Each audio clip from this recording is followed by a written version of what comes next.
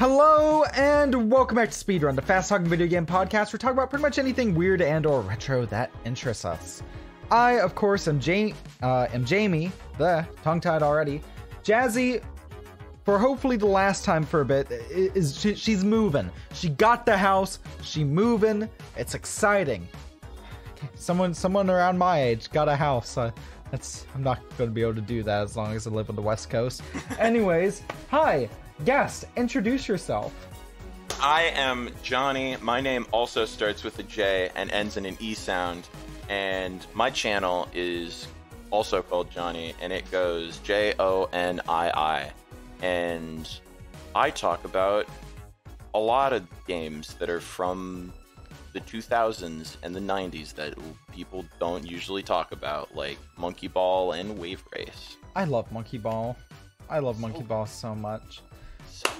And you just hit 1,000 subs. I did. And you're one of like the 5 other queer YouTubers I know of. Yes, this is true. This is very true. You've taken a look at, you did an hour-long retrospective on Space Channel 5. Indeed. It took a while. But today we're going to be talking about something that has nothing to do with Sega at all, even though, as of today, Sonic is officially a 30-year-old twice-dead hedgehog. Wait, twice dead? When did he die? Apparently, the hedgehogs only have an average lifespan of like 12 to 15. Oh no! Oh He's no! an old man. Yeah, is that right? Average lifespan of a hedgehog. Oh no! Apparently it's 4 to 6 years. That was completely wrong. Oh, God, best case scenario is 12 to... Oh God, so he's 6 times dead. Oh Lord, I guess that's what happens when you have a successful video game franchise. Is you could just avert death forever. I'm just imagining Sega doing like a Weekend at Bernie's thing with Sonic. You think that's why they did the design change on Adventure? Is it was just a different hedgehog? We had to recast Sonic. But before we go on, I'm not sure if y'all hear this, but literally right before we recorded, I got a package. Ooh. And this is a package from G to the Next Level. A friend, compatriot, fellow YouTuber, streamer, he's been on the show. He sent us a package. It's a game he wants me to stream over on twitch.tv/JamiePlayStuff. But it's also something that, since I have it here, I'm going to open it live on the show. You ready for this?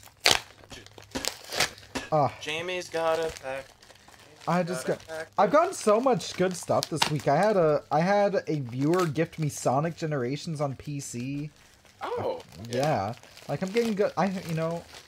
And, folks, if all I ask for anyone who wants to send me stuff is I appreciate it, but also consider backing me on Patreon.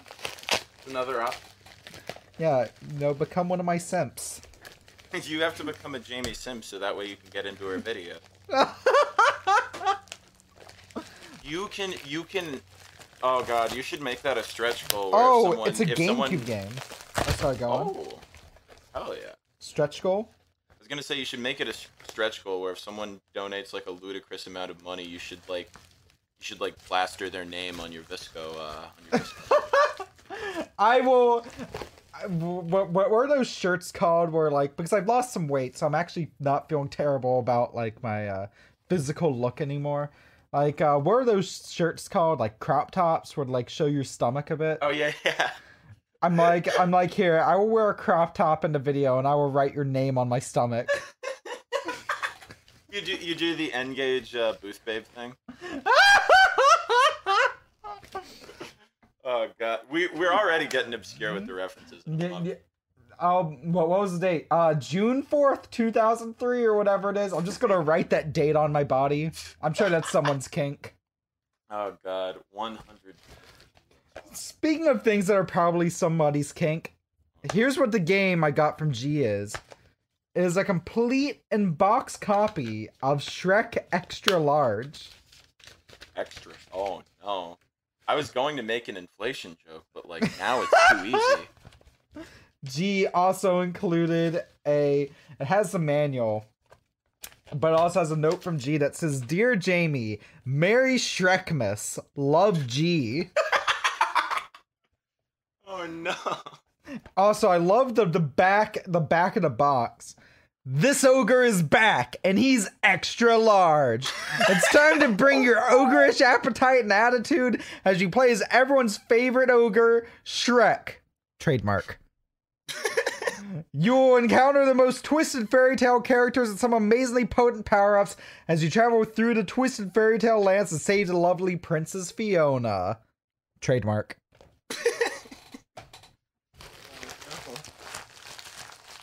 Well, I Well, don't know. G, thank you for your package. I want to say I really appreciate it. You want to say that? I should say that. I mean, I appreciate. Honestly, like, this has been such a weird, because like I'm doing some sponsored vids soon, right? And one of them's being sponsored by a local game store. Fun fact, yes, it is Epic Games and More in Victoria, BC. Yet again. Yeah. Well, yeah, except like they are actually sponsoring me. Oh, this is like a real sponsorship. Yeah, on their request, on a video on the Ouya. Oh my god. They're like, "Jamie, what would it take you to do an Ouya video?" It's like, I don't know, sponsorship, giveaway. They're like, "All right, here, we're gonna give you a complete in-box Ouya to give away, and also do a sponsored video." I feel like that's how you know when you've made it on YouTube, is when someone's like, "Hey, you want to do a video on the Ouya? I'll give you one." I will give you an Ouya. We are 6 minutes in and we haven't even started on the topic. This is just how much chemistry there is. There's so much chemistry. We're so good.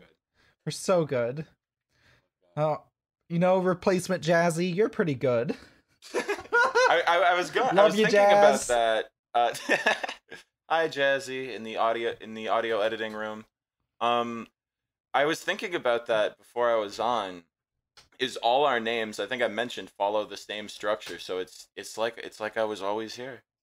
I feel like that's just the trans girl / queer person thing. It's always it's always some sort of very like fancy, flowery name like Sky or something like that, or it's a J name. I mean, yeah, that's the funny thing with mine. Is I know 4 different trans girls named Sky or Skylar. Oh, really? Yeah. That's pretty good. I was just watching a video by one named Hazel, and I was like, that's like a really pretty name you don't hear a lot. Mm-hmm. But yeah, with mine, it was just like, I just took the name that I had already and I spelled it fun, and I decided that was good. Yeah. You see, everyone thinks that with mine, I just took the female version of my dead name. But no, I put thought into it. It was the #1 Hebrew baby name the year I was born. You were just renaming yourself as your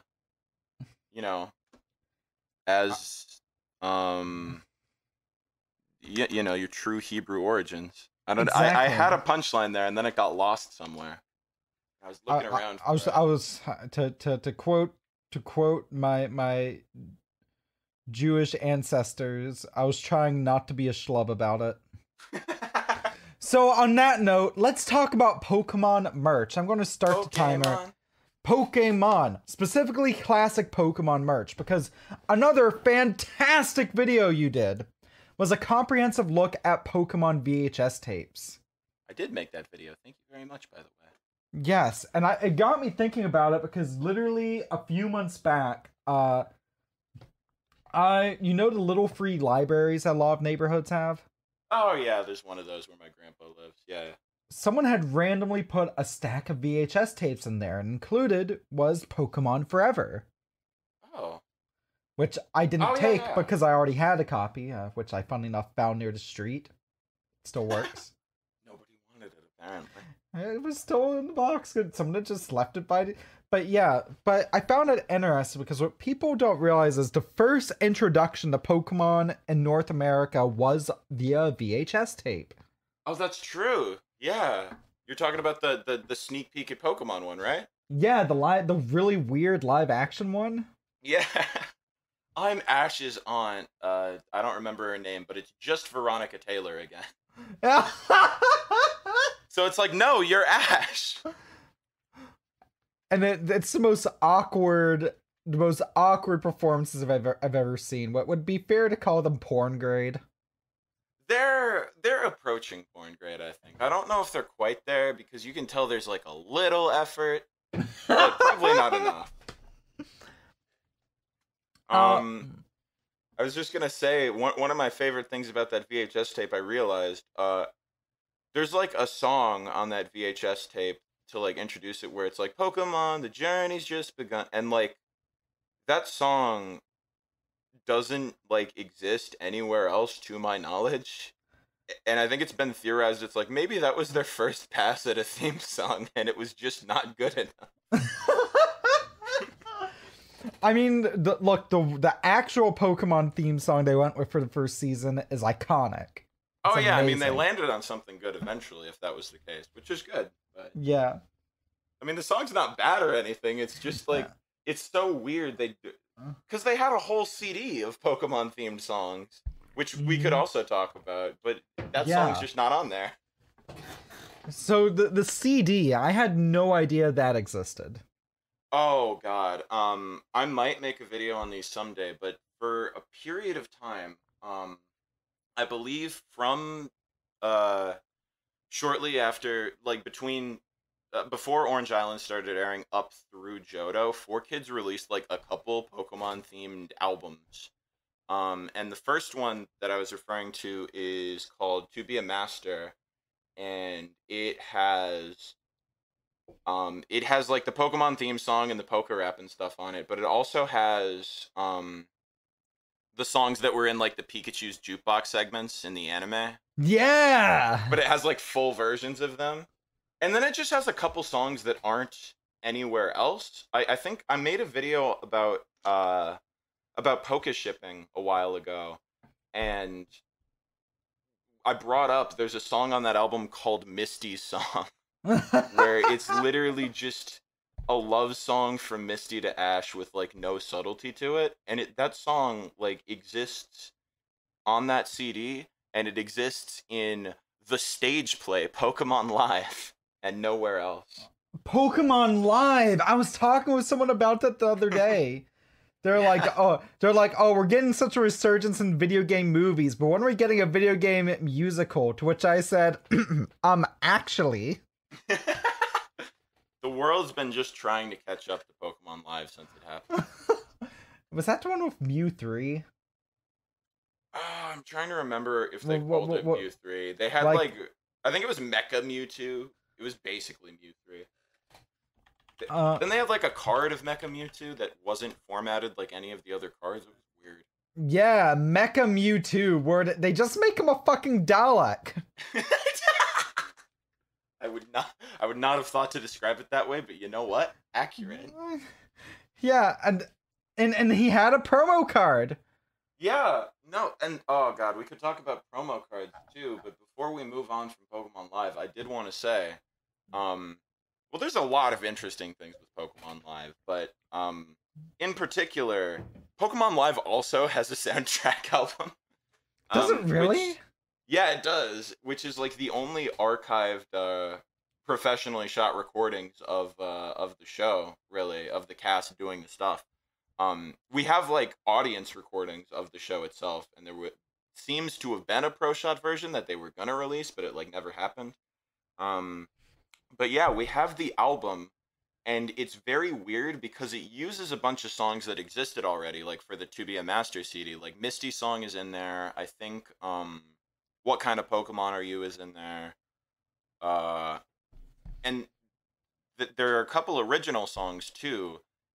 And the weird part, some of them it's like, oh, this is just for Pokemon Live. But then some of them they reused in the anime later.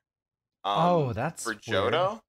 Yeah, like there's the songs Two Perfect Girls and You and Me and Pokemon, which Two Perfect Girls got used on a segment of the anime called Pokemon Karaoke-mon, which is just Pikachu's jukebox but for Johto. And then You Right. and Me and Pokemon pops up in the credits of Pokemon Heroes, and it's like a new recording that I don't think got released anywhere. Oh, that's really fascinating. Like, so Yeah. that like so I have a question: are the CD versions like the original studio versions, or are they live versions? I think for Pokemon Live, they are like studio versions of the songs, but it's recorded by the cast. So it's as it would have been in the show, but they're like professional like studio recording. Which That is weird because some songs it's like what kind of Pokemon are you? It sounds like the same backing track as the Pikachu's jukebox one, but it's in a different key. right. So it's kind of weird from that angle. You see, I trust anything you have to say about Pokemon merch because honestly, one of your videos is literally called "Cheapskate Loser Browses eBay for Pokemon Merch at 1 a.m."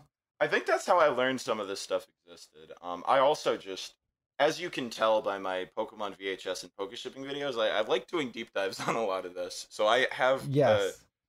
I have, there are most subjects I'm like, okay, yeah, there are definitely people that know more than me. With old school Pokemon merch, I feel pretty confident in my knowledge. There's Right. too much of it. Um, I'm trying to remember some of the stuff I found on eBay that was like miscellaneous. I know there were like Pokemon shower curtains. There was like a little Pikachu like scrunchie. And this is all like stuff from the 90s. After a while, they were like, we don't need to make literally everything. We can just make like most things. We can Yeah. stop with the fucking shower curtains and the scrunchies. But we'll still make like Pikachu burgers and shit. By the way, Oh, yeah. I saw a video of I think it was beat 'em ups going to the Pokemon Cafe in Japan. Oh, I didn't even think about the Pokemon Cafe. That That's an area where I have no knowledge. did you see his video on it?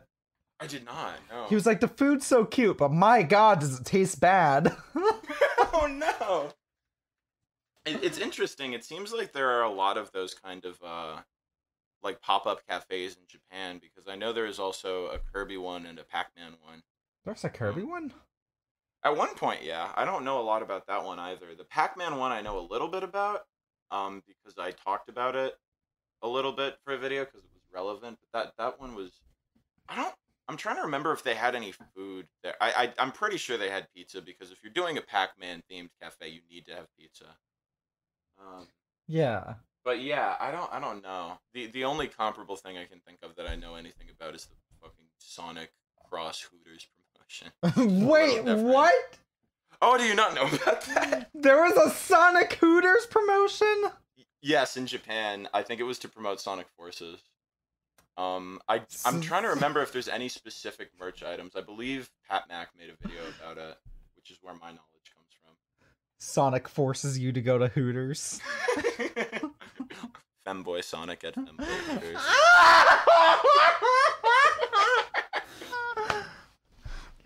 But much to Sonic's surprise, there are no femboys at Hooters, just scantily clad women.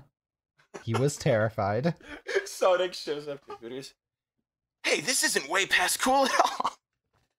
He's just Whoa, where's the disappointed. femboys at? Whoa!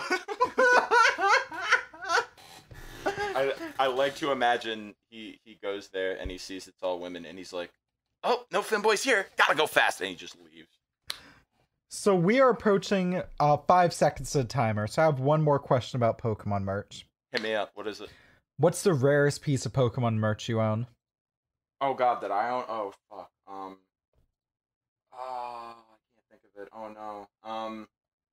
I had that VHS tape at one point, and I know that was sought after, but I don't know. Oh no, you know what? It's sitting right here. I have 3 DVDs that were released as rental only in Japan. They just fell down. They're called Pokemon de English, and it's this really weird series of segments they did in the 2000s where it was intended to teach Japanese children some English, and the way they accomplished that is by using footage from the English dub of Pokemon and songs from the English dub of Pokemon. And it's weird because there's original dialogue recorded by both the English and Japanese voice actors. That was almost certainly past 5 seconds, but it's really cool and That's really interesting. Yeah, that's. I think the reason I got these DVDs is because I looked for footage of it online, and there's not a lot. Difficult to come by. That's so fascinating. I mean, I mean it makes sense, especially because like maybe that was like around the era that they started doing like Pokemon edutainment games and stuff. Oh, I think it is right in that spot where like the first one was coming out. It was like later Johto. Because I was gonna say because I have a thing from early Hoenn behind me, which is one of the Pokemon games for the Sega Pico. So if you ever Oh want to yeah, learn, you ever want to learn math with Pikachu, there we go. it exists. Those are something that I've known exist for years, but I know like basically nothing about them because there's very little documentation. Mm. Well, you said those. Was there more than just the Hoenn one? For the Pico games, I believe there was a follow-up console to the Pico that had one. Um, Hmm. if I'm remembering correctly, I think there's also an older one, but it's like a really vague memory. I feel like I heard it in a Did You Know gaming video, but I can't quite Did you place know? it. Did you know? My I, I don't feel like I can make the "Did you know" joke anymore because they shouted me out in a video. oh no. Wait, that's actually an oh yes, that's actually really cool. Oh yeah, it was cool, but I'm like, oh, can I still make this joke? It's like, Hmm. Um, you Huh. know what? I'm tempted. I'm tempted to go to Bulbapedia's page for the Sega Pico and see what I can see. Do it. I'm taking the plunge. Wait, hold on. And Just the just like just the like how Pico I being had a... to how I had to Oh, had to take the plunge and get a copy of Shrek Extra Large. Thank you again for that, G. you had to take an extra large plunge. I had to take an extra large. I have to say, um, this rabbit hole goes deeper than I could have ever imagined because two things. One, there's after the Pico, there was the advanced Pico Bina, right? Yeah, that's the Pokemon games I'm talking about. Yeah. So across the original Pico and the advanced Pico Bina, there are 7 Pokemon games. What the hell? And also, apparently one of the ones for the original Sega Pico was bundled with a fucking Sega Pico that looks like Pikachu. Was that the original Pico model, or was that the advanced I Pico think that Bina was Lite? the original one. I just sent you a picture. Uh, yeah. Wow, that's the original one. Wait, the latest one is a Pokemon Black and White game? There is a Pokemon Black and White game for the Sega Pico? And 2 Diamond and Pearl ones, too. For the Bina.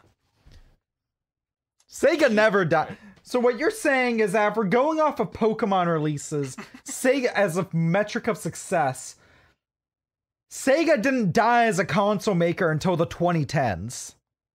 Yep, December 4th, 2010 was the dawn of the final day.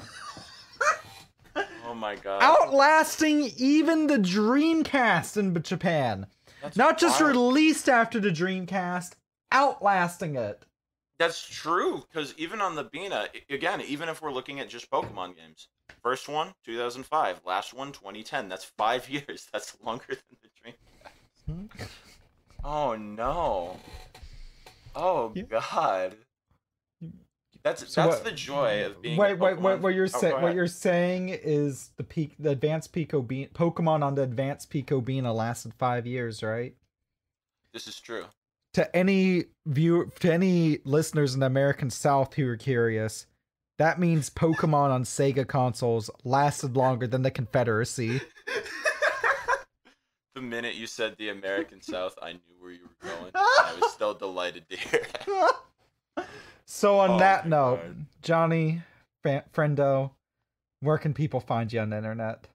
Okay, so I have a YouTube channel, which is, I don't know if you can go to youtube.com/Jonii, but you type Jonii in the search bar, Jonii. I believe, yeah, I come up. You can see me. I got videos. I'm also on twitter.com under the name Jonii V. That's with no space. JONIIVEE. YouTuber specializing in gamer knowledge. I think that's all my social media. I have a coffee that that one person has used. I keep forgetting that I have it, but I just checked my YouTube and it's still linked there. So hey, if you want to give me $1, you can. Wait, you can. I can give you $1 right now? It's possible with the power of the internet. That's also Jonii V. Jonii. This is what the internet is giving. This is what the internet is given to us. Yeah, let's do that. Oh, sorry, I'm donating to it right now as we speak with a special message before I do our my sponsor plugs. This will be my own unboxing, much like the Shrek Extra Large unboxing, except instead I'm just looking at a screen. We are bookending this. That's what we like to see. Alright, let me log into this for the first time in like a year. Yeah, here. I was like, here you go. Enjoy your gift. It's sent with love. Oh, let's see. Oh no, it needs me to log into PayPal! No, you know what? I'm getting Authy open. I will do this. This is the riveting content that our patrons on Patreon and YouTube channel members, you can find it at patreon.com/stuffweplay, by the way, since we are part of Stuff We Play here.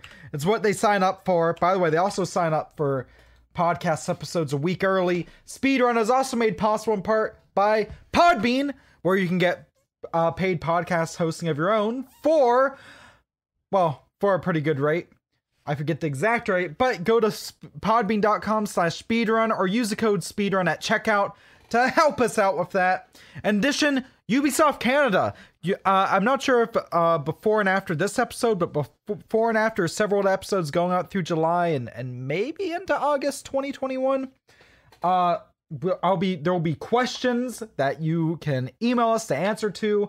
Whatever answer I like best will be read off at the end, and if you win it, you'll get a copy of Immortals Phoenix Rising. Thanks to Ubisoft Canada. Thank you, G, for sending me Strike Extra Large. And thank you, Jazzy, part of Cleveland Audio Mixology, the official audio editing studio Grover Cleveland, for editing all these episodes. I promise she'll be back soon, consistently. Just moving houses is a pain in the ass. Yeah. Jonii, did you get the I was going to say, coffee? There's one last thank you, which is a thank you to Jamie from Stuff We Play, who bought me a coffee with the caption, a tip, so you can go to Femboy Hooters. Thank you very much. I'm giving myself a round of applause. Am I shameless? A little. Perhaps. So on that note, thank you very much for listening. Stay classy, and I'll see you. Oh, that was a bit of a voice crack. Anyways, I'll see y'all next time.